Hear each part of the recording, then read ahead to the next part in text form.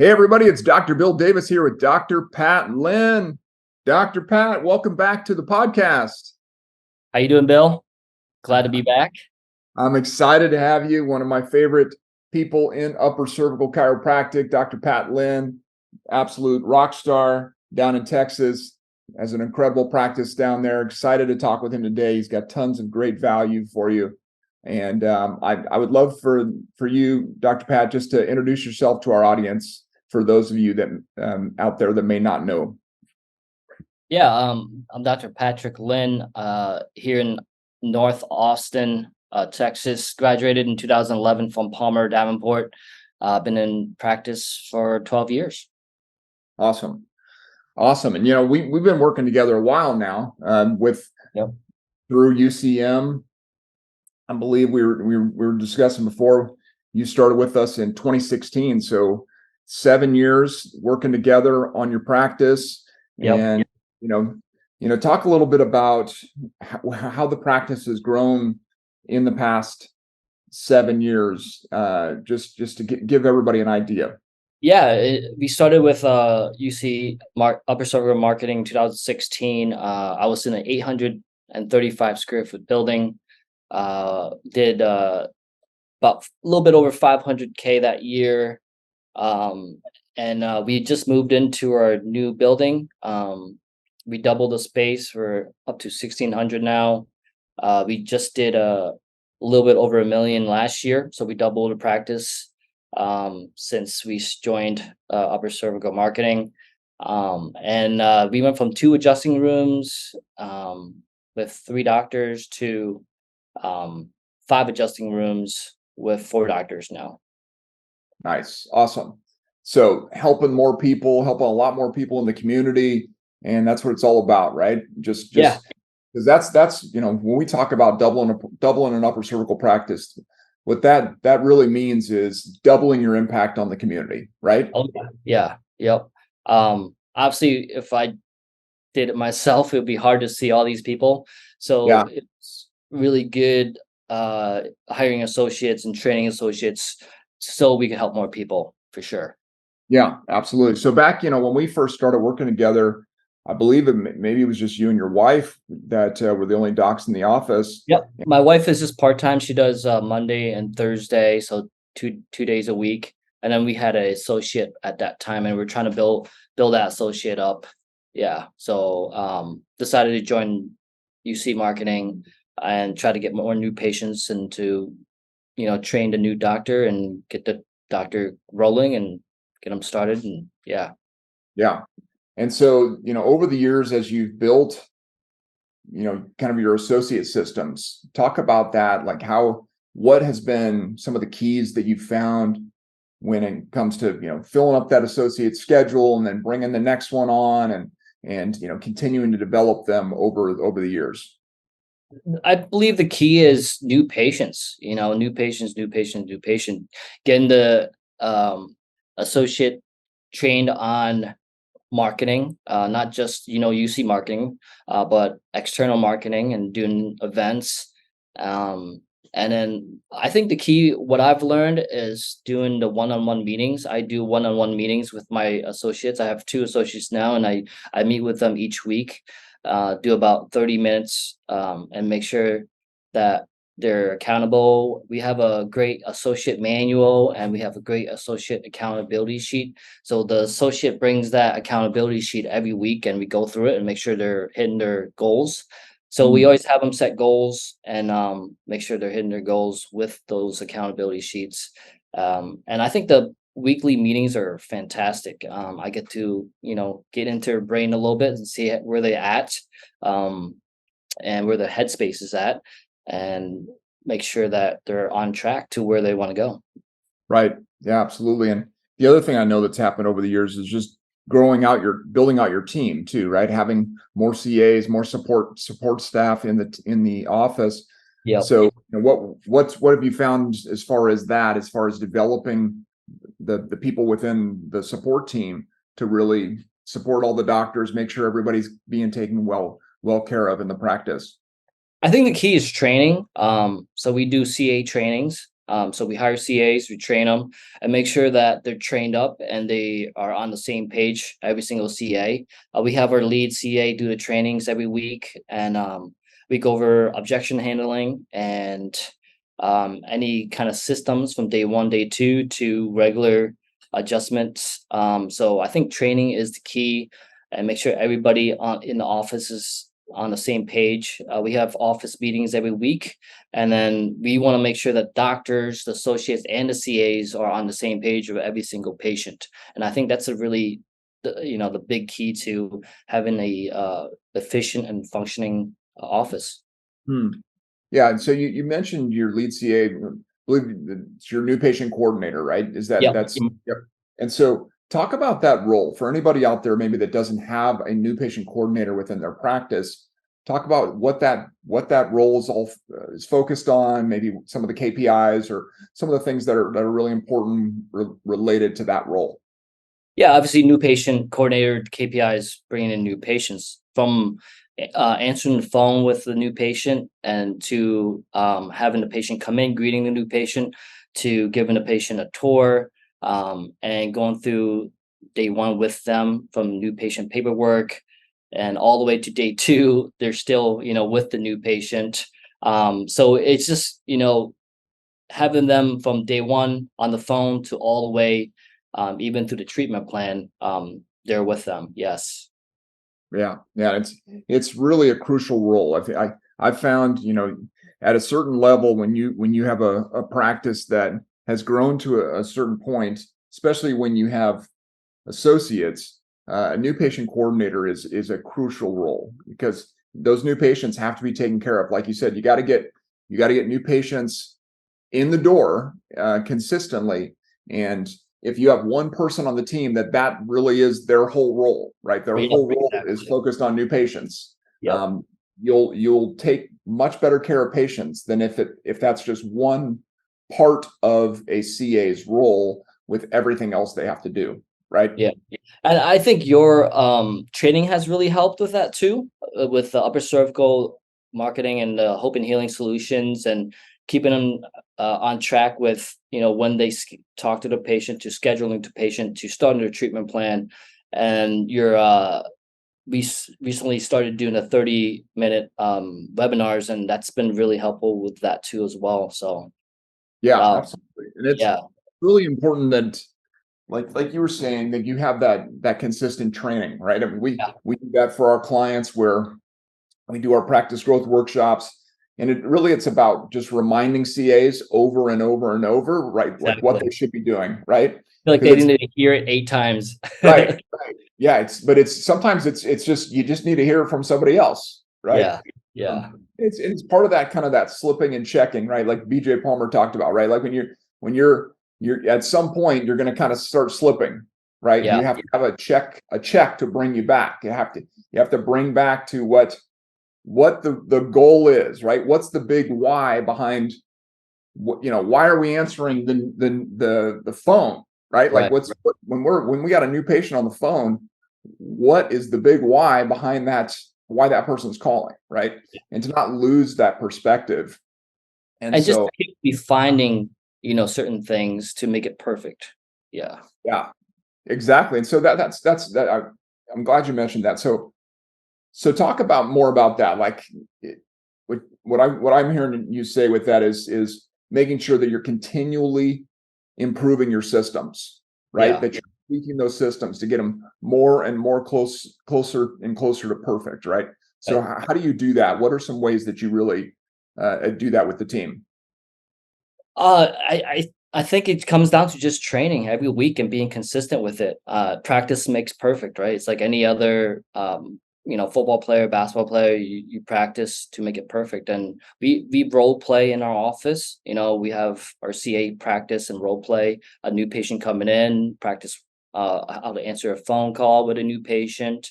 And then listening to those recordings really help too.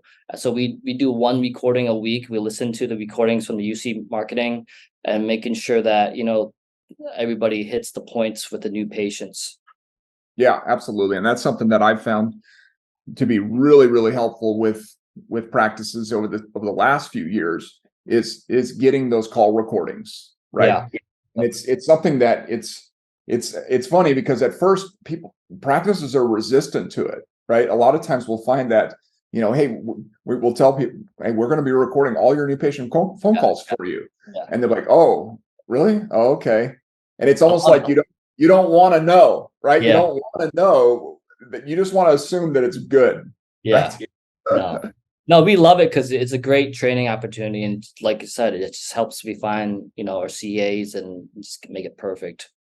Yeah, exactly. And it comes down to accountability, right? And if you don't have that, that level of pursuit of excellence, right? Which is what it's all about, right? You listen to those phone calls, there's nowhere to hide, right? It's like you either did it or you didn't, right? It's literally you're listening to it, right?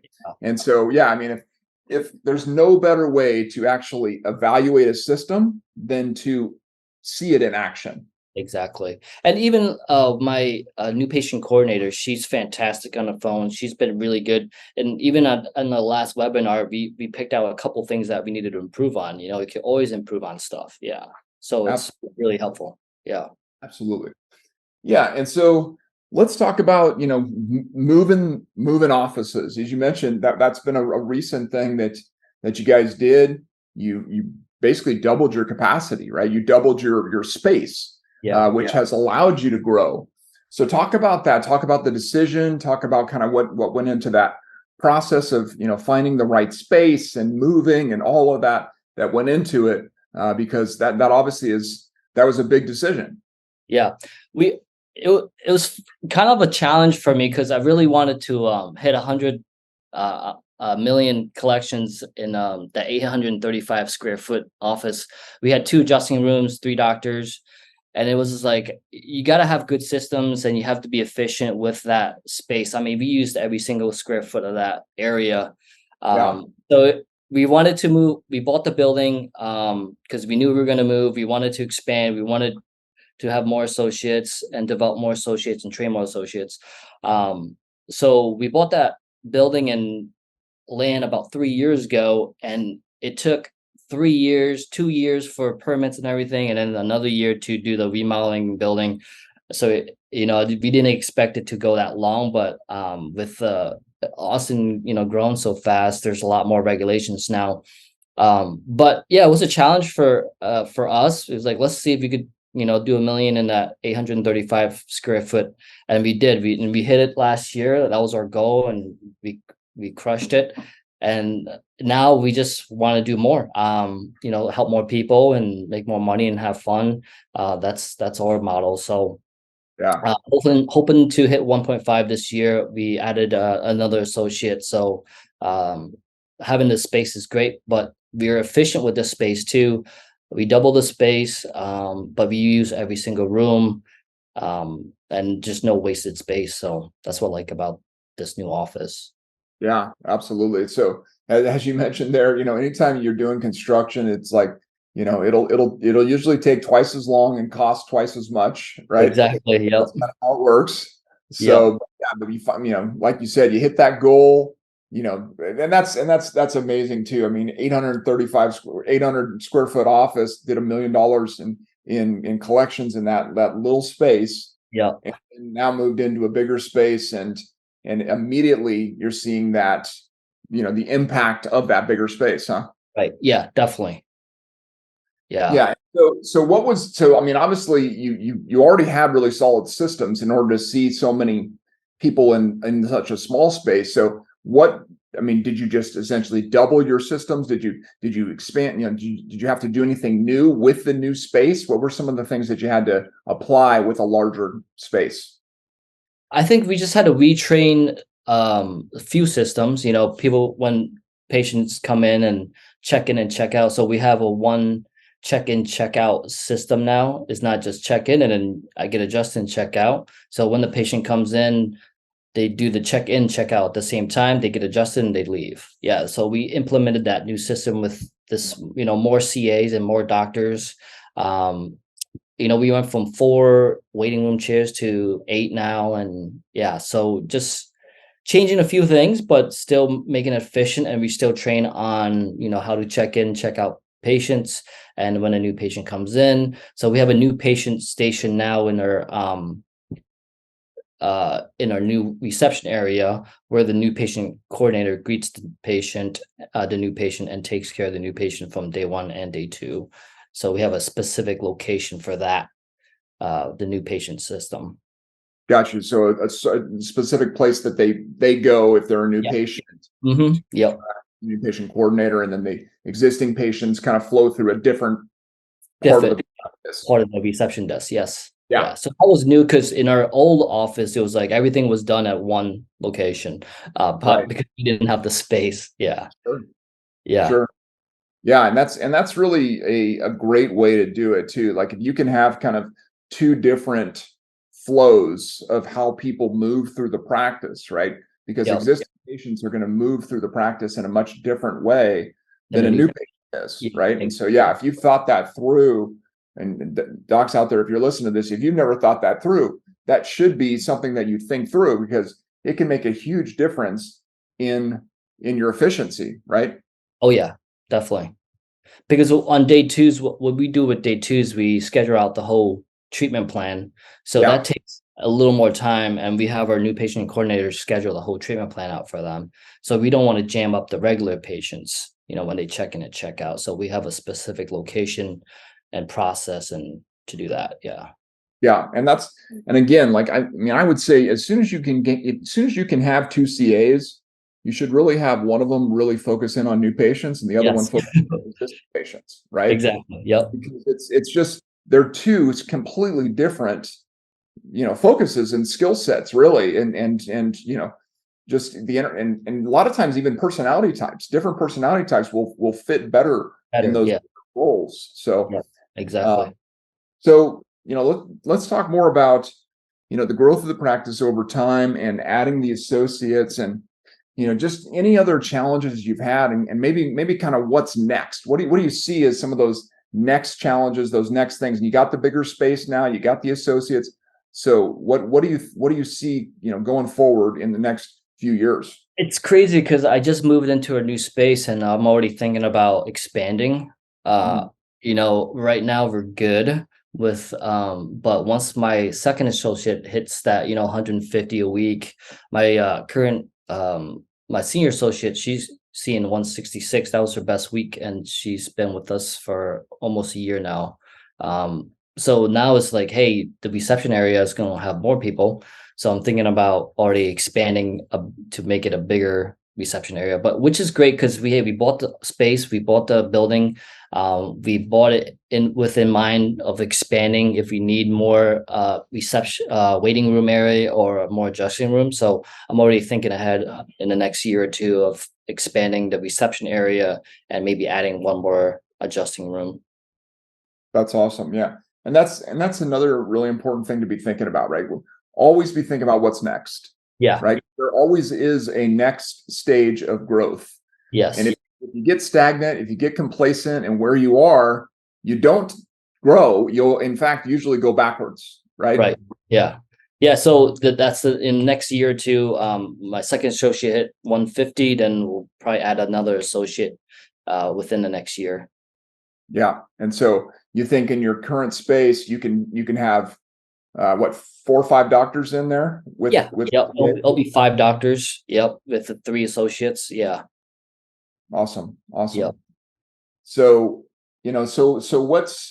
what have you found to be some of the best ways that you've been able to attract associates? You've got some really good associates in the practice. Obviously, you've trained them and you consistently pour into them, but what are some of the steps you've taken to find good associates? Yeah, that's a tough question, right? I found most of mine through Indeed. Some at the NUCA conference. I've met students there. But I think the biggest thing that changed for me, because we've had rotating associates, was writing down my goals, like what I wanted in an associate, and I wanted more of a long-term associate and not have turnover every year or 2 years. Asking the associate if they want to learn and leave, or learn and stay, or learn and buy, or learn and build their own practice.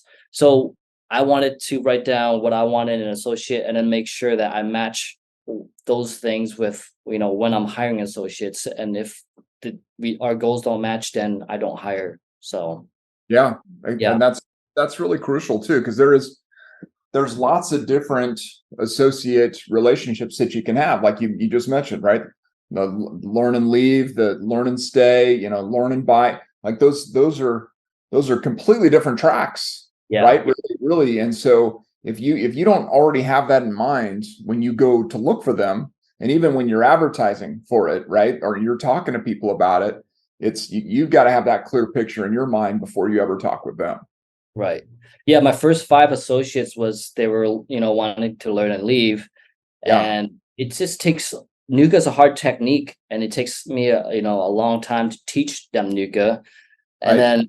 then, after a year or two, they leave, and you're like, wow, spent all this energy. And then it's great because I love teaching Nuga, but you get a little bit tired of it, so I changed my mindset, and I was like, after that 5th associate, I was started to look for associates that wanted to learn and stay, and then maybe have one, like my 3rd associate, do the kind of learn and leave kind of thing, and just more like a rotating one. But I have 2 associates are permanent in my office. Yeah. Yeah. And that's awesome. I mean, and then there are people out there too who thrive in that role, right? Yeah, That learn and stay role, right? Like, I mean, there's like, I mean, you have it in your practice right now, right? There's some doctors who don't want to have their own practice. Like that is not a goal of theirs, right? Is that really what you found yep, with them is that they don't want that. They want to just work in your system. yep. They just want to work, see patients, make good money, and then leave. Yeah. Yeah. Yeah, my senior associate, she was working with a doctor, and she's making 51,000 a year with no bonus. Oh, Yeah, wow. I Wow. know. So, in our system, we have a win-win associate system. So, um, now in her first year, she's on track to, do 6 figures her first year. So, I mean, she's just happy to be here and happy as a clam, and make her comfortable, and, make her happy, and they'll stay. Yeah. I mean, they just want to help people and make good money. Yeah. Yeah, absolutely. And so that's the thing too, like when doctors are in that place where it's like they need an associate, but maybe they are, they're not sure if it's going to work, right? Yeah. It's like, oh, or they've tried before and it didn't work out the way they wanted it to. I'm sure you have friends like that have talked, that you've Yeah. talked to, right? And so, what would you encourage doctors out there who are, on that fence? They know they need an associate. How could you encourage them to take that step? Because you can never grow upper cervical unless we get practices with associates, right? Um, I would say just try to hire, write down what you want in an associate, and hire exactly what you wrote down, and Mhm. stick to it. Yeah. And if, the goals don't align, then you just, wait for somebody else. Another thing is hiring students and associates from different schools. I found that my last 2 associates that I've hired are from Sherman, really Mhm. good philosophy, really good upper cervical.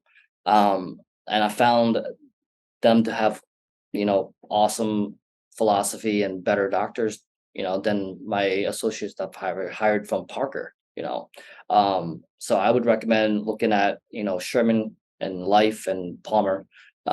If you're upper cervical, obviously, more philosophy based schools. Awesome. Awesome. All right. Well, as always, man, I love talking with you. And, is there anything else that you'd like to share before we wrap up for today? No, I would say join upper cervical marketing. I mean, I've had a couple of colleagues, they joined and they left, and I stuck with them. I'm in the seventh year, Right. and I've been enjoying every minute of it. So just stick with it, and you'll see results come in. Um, and yeah, always set goals and stick to it, and work hard and pursue those goals. Awesome. I appreciate that. Yeah. And if you're out there and you're listening to this and you want to double your practice like Dr. Pat Lin has been able to, we want to talk with you. That's what we are all about. We're all about bringing hope and healing to sick and suffering people. and doing that by partnering with awesome chiropractors like Dr. Patrick Lin. So And thank you again. Dr. Bill is amazing. He's fantastic. He puts a lot of work into it, and he just, it's been amazing relationship, and I don't regret it one bit. So join Upper Cervical Marketing. Dr. Bill's awesome. Appreciate you. Thanks for having me again. Thank you. Thank you.